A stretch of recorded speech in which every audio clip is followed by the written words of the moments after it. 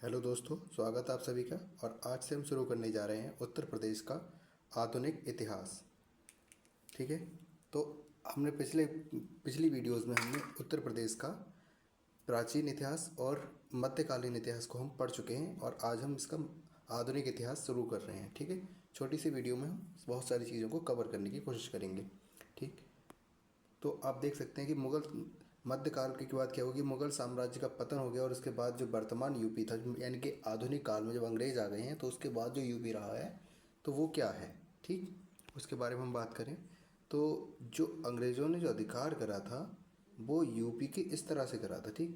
कि मेरठ बरेली में उस समय सरदार नाजिब खान नाम का एक नवाब है।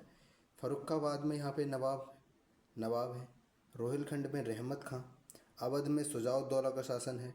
और बुंदेलखंड पर मराठाओं का राज्य था ये। ठीक है।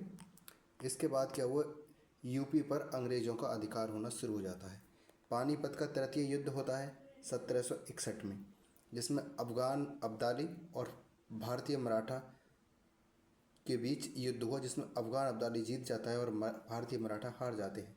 मराठाओं की ओर से सदाशिव राव भाव ने हिस्सा लिया था। इसके बाद 1764 में बक्सर का युद्ध होता है, जिसमें मुगल बादशाह शाह आलम द्वितीय, अवध नवाब शुजाउद्दौला और बंगाल के नवाब मीर कासिम, ये इन तीनों की संयुक्त सेनाओं ने ईस्ट इंडिया कंपनी की सेना से युद्ध किया, जिसमें ये तीनों लोग हार जाते हैं और ईस्ट इंडिया कंपनी जीत जाती है। 1780 में बनारस शासक अंग्रेज़ों को क्या बनारस शासक राजा चेत सिंह ने क्या कर ली थी, उनकी अधीनता स्वीकार कर ली कि हम आपके नीचे रहकर सब काम करने के लिए तैयार हैं। ठीक। इसके बाद क्या होता है कि यूपी का जो संपूर्ण क्षेत्र था वो बंगाल प्रेसिडेंसी के अधीन रहा, जहाँ गवर्नर जनरल का शासन था। लेकिन 1833 में उस क्षेत्र को आगरा प्रेसिडेंसी के रूप में पहचान मिली और एक अलग गवर्नर की इनको एक नियुक्ति कर दी गई। ठीक है। फिर 1857 की क्रांति आती है और इसका यूपी में कितना रोल था। ठीक है। 1857 की क्रांति हम जानते तो सभी हैं। ठीक है। ये क्या था, ये हमारा प्रथम स्वाधीनता संघर्ष था। इस समय इसके जो गवर्नर जनरल थे वहाँ लॉर्ड कैनिंग थे। शुरुआत इसकी 10 मई 1857 को मेरठ से हुई थी, लेकिन इसकी योजना जो तैयार की गई थी इस क्रांति की, वो कानपुर के पास बिठूर स्थान से की गई थी। और किसने करी थी? नाना साहब और अजीमुल्ला खां ने। पहले इस क्रांति को जो प्रारंभ करने की तिथि रखी गई थी वो 31 मई 1857 थी कि 31 मई से हम क्या कर देंगे, इस क्रांति को स्टार्ट कर देंगे। लेकिन सैनिकों द्वारा कारतूस को मुंह से खोलने के लिए मना कर दिया और भी बहुत सारे रीजंस थे जिनको लेकर ये क्रांति हुई थी। लेकिन सबसे बड़ी क्रांति क्या थी कि सैनिकों को क्या देने लगे थे, नई rifle and royal Enfield introduce कराई थी अंग्रेज़ों ने उन। लेकिन उसमें जो कारतूस थे वो जानवरों की चर्बी से बनते थे। ठीक। ऐसा बताया गया था कि गाय की चर्बी और सूअर की चर्बी उसमें मिलाई जा रही है, जो ओपनर है उस पर। तो सूअर जो है मुस्लिम धर्म में, इस्लाम धर्म में हराम था, और गाय को जो है हिंदू लोग पूजते थे। तो दोनों ही क्या हुए, संयुक्त रूप से इनके खिलाफ हो गए और क्रांति की शुरुआत कर दी। 10 मई 1857 को कदम सिंह के नेतृत्व में मेरठ से विद्रोह प्रारंभ करके दिल्ली जाकर बादशाह जफर को क्या कर दिया, इन्होंने अपना नेता बना दिया। और 1857 के विद्रोह के बाद ही क्या हुआ, मुगल साम्राज्य का अंत हो गया। यानी कि जितने भी जो बचे कुचे एक दो नेता रह गए थे वो भी सब क्या हुए, इसी क्रांति में स्वाहा हो गए। ठीक। अब एक चीज़ आपको याद रखनी है, ये जो मैंने टेबल बनाई है कि कौन से स्थान से किसने विद्रोह का यानी कि संचालन किया था और उस विद्रोह का दमन किस ब्रिटिश अधिकारी ने किया था, ये हमारे एग्जाम्स में बहुत ज़्यादा पूछा जाता है। ठीक है। ये हमको यूपी के परिप्रेक्ष्य में हम जानना है। ठीक है। मैं और स्थानों की बात नहीं करूँगा, ना ही बिहार के किसी स्थान की, ना ही मध्य प्रदेश के किसी स्थान की। ठीक है। हम केवल यूपी के परिप्रेक्ष्य में पढ़ेंगे। ठीक। मेरठ से किसने, कदम सिंह ने इसका विद्रोह का संचालन किया था और इसको कॉलिन कैम्पबेल ने दमन किया था। मथुरा से देवी सिंह ने नेतृत्व किया और कैम्पबेल व कर्नल नील ने इसका दमन किया। झांसी से रानी लक्ष्मीबाई ने और यूरोज ने इसका दमन किया। यूरोज ने कहा था कि यहाँ सारे मर्दों में झांसी की रानी लक्ष्मीबाई एक इकलौती मर्द है जो कि अंग्रेजों से लोहा ले रही है। लखनऊ की अगर हम बात करें तो बेगम हजरत महल और बिरजिस कादिर, इनकी इनका जो बेटा था, इन्होंने नेतृत्व किया और कैम्पबेल ने इसका दमन किया। कानपुर से नाना साहब का रियल नाम धोंदूपंत और तात्या टोपे का नाम रामचंद्र पांडुरंग। ठीक है, ये दोनों नाम आपको बहुत अच्छे से याद रखने हैं, इनके रियल नाम भी पूछ लिए जाते हैं। कानपुर का दमन किसने किया? कैम्पबेल और जनरल हैवलॉक ने। इलाहाबाद से हम बात करें तो लियाकत अली ने किया और दमन इसका कर्नल नील ने किया। फैजाबाद से मौलवी अहमदुल्ला और इसका दमन जनरल रेनार्ड ने किया। ठीक है, गोरखपुर से अगर बात करें तो गोरखपुर से गजोधर सिंह ने नेतृत्व किया और जनरल रेनार्ड ने ही क्या कर दिया था? इसका दमन कर दिया। फतेहाबाद से अजीमुल्ला खान ने और इसका दमन किसने किया? रेनार्ड ने।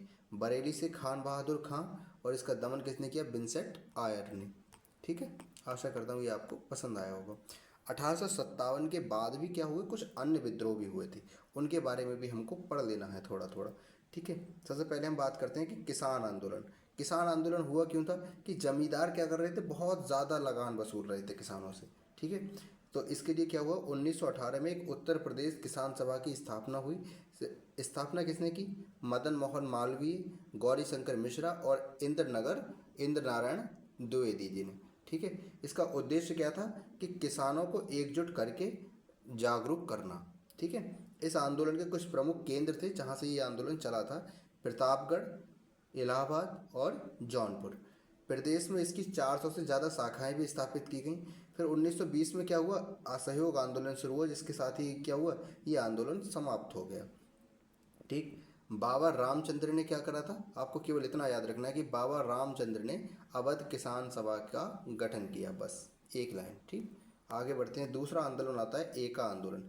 एका आंदोलन का जो नेतृत्व था वो मदारी, पासी और सहदेव ने किया था।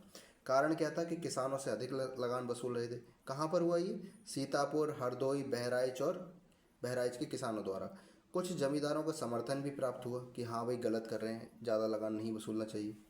1922 में असहयोग आंदोलन स्थगित होने के साथ भी क्या कर दिया गया? इसको समाप्त कर दिया गया। ठीक, इसके बाद आता है हमारा अलीगढ़ आंदोलन। अलीगढ़ आंदोलन में क्या हुआ? कि 1875 में Aligarh Mohammedan Anglo oriental school की सर सैयद अहमद खान ने स्थापना की। ठीक है, जो कि 1920 में जाकर क्या हो गया? अलीगढ़ मुस्लिम यूनिवर्सिटी, यानी कि AMU जो आज हम जानते हैं, ये हो गया।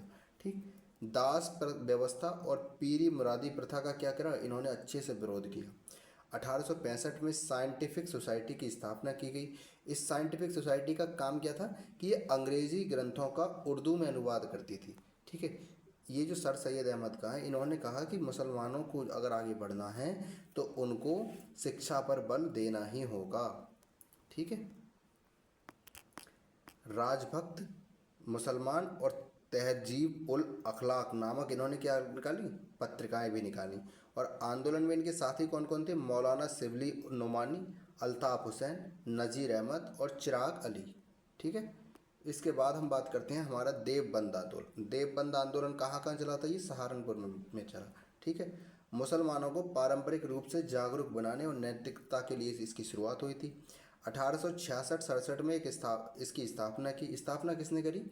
मोहम्मद कासिम ननौतवी और राशिद अहमद गंगोही ने। देवबंद में इन्होंने क्या करा? एक मदरसा भी स्थापित किया था। ठीक है, सिख आंदोलन की बात करें तो सिख आंदोलन का राधा स्वामी मत ने, ठीक है, 1861 में आगरा की स्थापना होती है और इसके संस्थापक कौन होते हैं? शिवदयाल सिंह। उद्देश्य क्या था? कि हिंदू और सिख धर्म की रूढ़िवादिता को क्या कर दें? समाप्त कर दें। फिर 1898 में एनी बेसेंट ने बनारस में सेंट्रल हिंदू कॉलेज की क्या कर देती हैं? स्थापना करती हैं। फिर यही सेंट्रल हिंदू कॉलेज 1916 में BH यानी कि बनारस हिंदी यूनिवर्सिटी के नाम से जाना जाने लगा, यानी जिसको हम काशी हिंदू विश्वविद्यालय भी कहते हैं, जिसके फाउंडर कौन माने जाते हैं? मदन मोहन मालवीय जी। ठीक है, आशा करता हूँ आपको आज की क्लास पसंद आई होगी। कैसी लगी आपको? क्या समझ आया, नहीं आया, कहाँ आपको दिक्कत आई, हमें ज़रूर बताएं। ठीक है, धन्यवाद।